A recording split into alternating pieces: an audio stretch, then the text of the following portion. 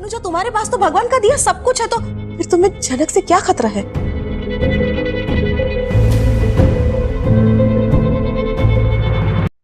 बड़ो बहू, तुम इतनी बहस क्यों कर रही हो?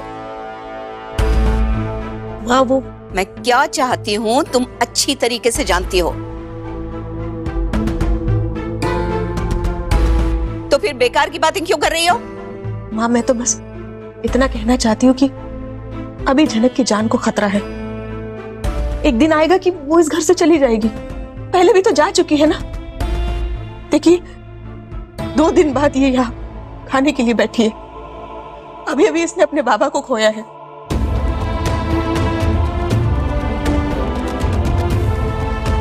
झनक के लिए हम थोड़ी सी दया तो अपने दिल में रख सकते हैं ना। माँ, इसके साथ जो कुछ हुआ है, क्या आपको लगता है सही हुआ है? आपको नहीं लगता इसके साथ नाइंसाफी हुई है? और आज अंजना की फिक्र देख माँ भी आग बबूला है। आखिर उनके खिलाफ जाकर बोलने की हिम्मत कैसे आई उसमें? पर अनी क्या बोले अब? बॉडी, आपसे इंसाफ का ज्ञान नहीं चाहिए हमें, ओके? माँ, फिर भी आपको बहुत कुछ सीखने की जरूरत है। अनी, क्योंकि बड़ो माँ एग्जैक्टली वही कह रही है जो मैं भी कहना चाहता हूँ। हाँ, तुम तो हमेशा झनक के लिए इंसाफ का बैंड बजाते हो। अच्छे से जानती हूं मैं, अनी, मेरी मॉम को भी इंसाफ मिलना चाहिए। मुझे भी इंसाफ मिलना चाहिए। यहां मेरी जिंदगी खत्म हो रही है और तुम हो के मैं, मेरी जरा सी भी फिक्र नहीं है। अर्शी, मेरी भी जिंदगी बर्बाद हो रही है, लेकिन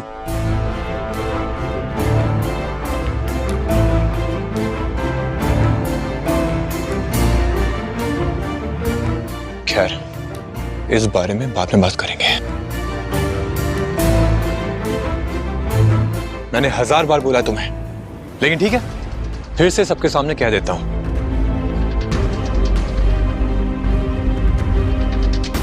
अगर तुम मेरे साथ नहीं रहना चाहती तो तुम आजाद हो। शराब बनी। और अब झनक देखती है कैसे वापस से अर्शी और अनी बहस करने लगे हैं अपने ही रिश्ते को लेकर। तो क्या वजह वो बनी है उनके बीच दरार लाने की? बार बार एक ही बात दोहराने की जरूरत नहीं है। ये बात झनक के सामने बोलकर क्या साबित करना चाहते हो तुम? अर्शी, बेकार में तमाशा क्यों कर रही हो? अच्छा, अनी सबके सामने मुझे अल्टीमेटम दे रहा है और तमाशा मैं कर रही हूं।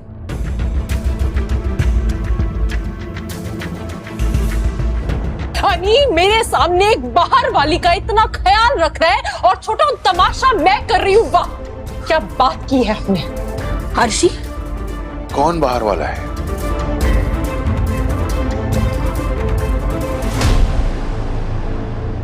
मैं यहां खड़ा हूं, मैं सब कुछ देख रहा हूं। क्या गलत कर रहा है अनी?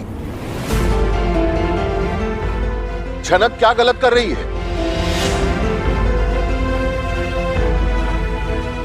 तो फिर तुम इसे क्यों सुना रही हो इतना? अर्शी, तुम अपनी बहन को बाहर वाली कह रही हो? और अब जब अंजना ये सवाल पूछ बैठी है तो जवाब तो तीखा ही होना है। उस हिसाब से तो फिर तुम भी बाहर वाली हुई ना। मैं इस रिश्ते को नहीं मानती बूढ़ो माँ। सुना आपने? झूठ है ये। काश ये झूठ होता।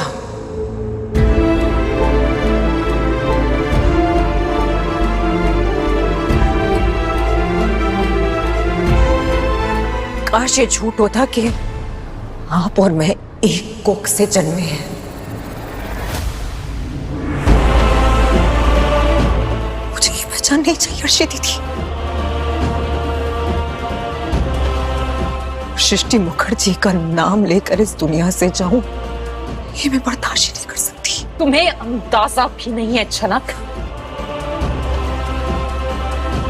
कि मेरे लिए ये कितनी शर्मनाक बात है कि शायद तुम मेरी बहन हो सकती हो।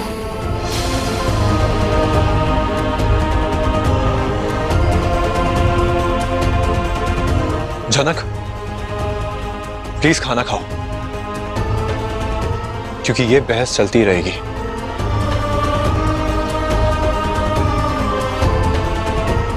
ऐसी चीजों को इग्नोर करना सीखो।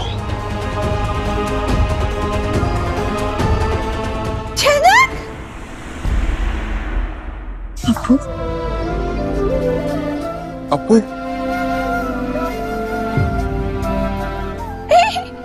जनक, क्या हुआ है तुम्हें? हाँ, क्या हुआ है? आओ मेरे पास आओ, मेरे पास आओ। क्या हुआ है तुम्हें? हाँ, मैंने सुना तुम्हारे पापा मर गए। हाँ? और शायद इंसानियत नाम की चीज बस एक अप्पू में ही रह गई हो और सभी उसे देखकर अब दुखी भी हैं तो कुछ परेशान भी। मुझे तो यहाँ कोई कुछ बताता भी नहीं है। तुम बिल्कुल चिंता मत करो। हाँ जनक, देखो ना, अब मैं आ गई हूँ ना।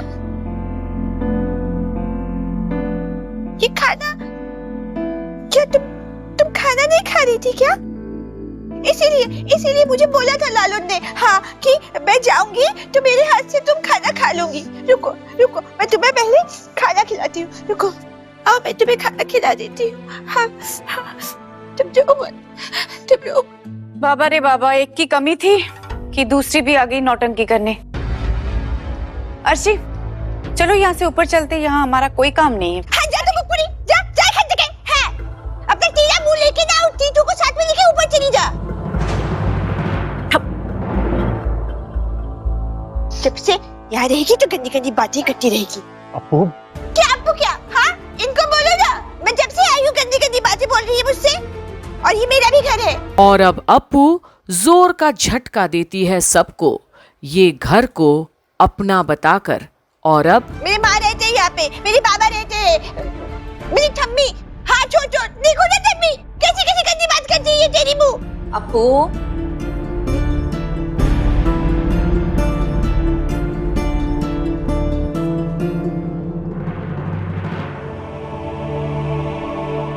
रो मत ना, देखो अभी मैं आ गई हूँ ना।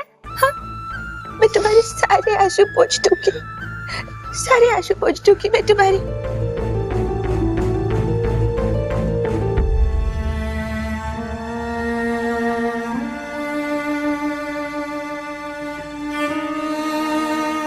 रुको, मैं तुम्हें ना पहले खाना खिलाती हूँ। अप्पू, तुमने हाथ नहीं धोए ना? चुप करो, कैसे धो के आई थी ना? यहाँ क्या हाथ धो है, मैं खिला देती हूँ तुम्हें। रुको, आओ।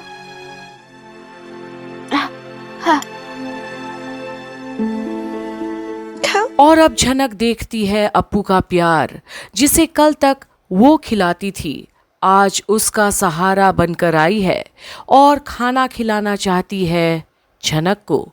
और अनी भी देखता है अप्पू का प्यार जो झनक के प्रति है, पर बाकी सबके चेहरे पर से शिकन ही नहीं हटता। झनक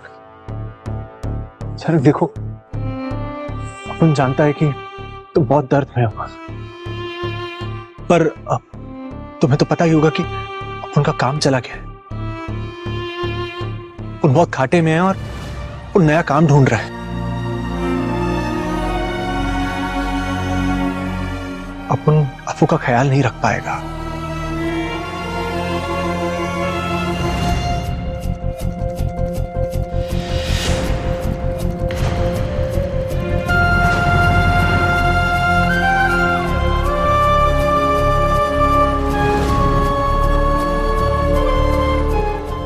तो तुम्हें जिम्मेदारी लेनी होगी झनक।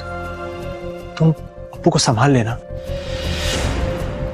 तुम्हें कुछ नहीं करना है, बस अप्पू को प्रोग्राम वगैरह पर लेकर जाना है, वरना उसके गाने का चांस मिस हो जाएगा।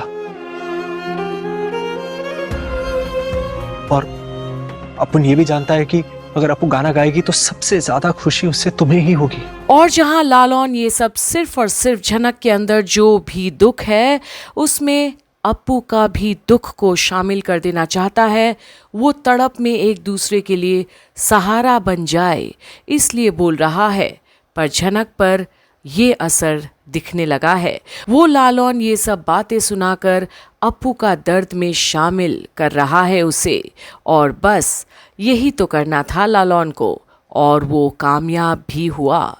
जहां घर वाले अप्पू की वापस से जिम्मेदारी लेने पड़े बोलकर परेशान है, पर आगे क्या होगा ये देखने के लिए बने रहिए कंप्लीट बॉलीवुड पर, क्योंकि बोस परिवार को ये नहीं पता कि उन्हें अहंकार नहीं करना चाहिए। वक्त के समंदर में कई सिकंदर डूब गए हैं, तो फिर वो क्या चीज़ है।